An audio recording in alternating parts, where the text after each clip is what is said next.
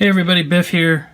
Quick status update on ISD construction. I started painting the other day, and I'm pretty far in as far as an initial base coat.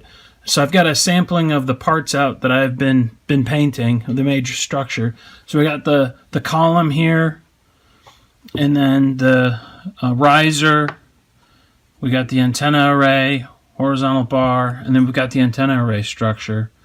So as far as the first coat is good, that's all looking good. This guy right here, you probably haven't seen before in the video. These are the base to the power generator, the power relays that'll dot the ISD surface. There's a couple other small bits that I have been painting. These are little accessory bits that go onto the column, the ISD columns in various places. So these little guys I have been painting. And then this is an example of the power generator, power relay. These almost look like ties, what do they call them, solar panels. These guys would get mounted, I think this way on the power generator. I gotta go back and look at some photos, but those where those guys will go. So this painting is well in motion. So I'm gonna start probably doing the final touch up on the base coat, and then I'll start doing some highlighting and washing and some detail painting to start bringing all that stuff up to speed. So the other thing I wanted to start working on is this little beauty. This little beauty is the bridge itself. There's the front of the bridge with the little windows that all the officers would be looking out. So this little beauty. It's two pieces. There is a lid, and then there's the bottom. This guy will sit in between the two columns of the antenna array structure.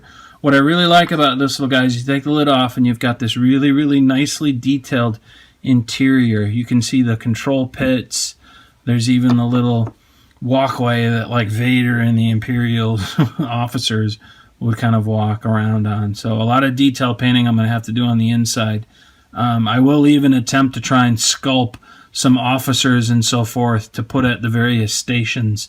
We'll see how well all that works out. But what I want to do is I want to install a few magnets in here, really small magnets, just so that this lid anchors a little bit better and then doesn't slide around while we're playing with it. So I'm going to start working on that. I did do a little prep work on this. I just want to kind of touch. I trued up the surfaces so that this lid will sit on the bottom hull nicely. With the casting process and everything, things aren't exactly perfect. You are dealing with clay.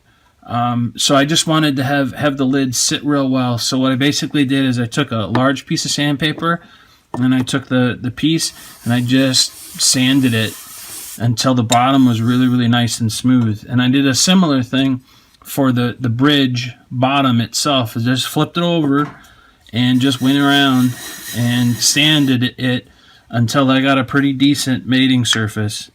To where it doesn't rock, it sits real nice, and it's nice and secure. So I'm really happy with the end result. Yeah, sure, you know, if you get real critical, you'll notice that the roof the roof line is kind of drooping on one side, but I'll be honest with you, I'm not going to care too much about that. I think this thing is going to look totally awesome when it's sitting in between the two antenna structures. Nobody's ever going to crawl down on the table to take a look through the windows to see whether or not my roof is my roof is level. So I'm going to go ahead and drill the holes for the magnets. I'm going to do at least two. I'm going to put at least one up at the front and one at the back. I might try to do something off to the side, but we'll see. I think if I just get those two, that'll probably be good enough for the time being. So I'm going to work on that. I'm going to keep working on painting. As I progress through the painting steps, I will showcase a little bit of my work. I don't have any intention of actually recording me painting because I do such a horrible job.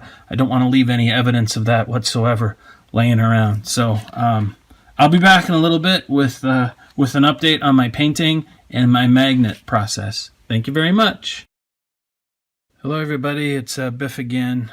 I'm back. I've been doing a little bit of work on the bridge with the mounting of the magnets onto the bridge.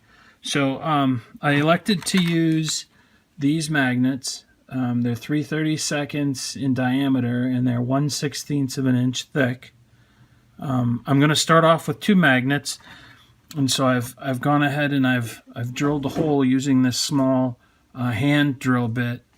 One spot right here and another spot up here in the front.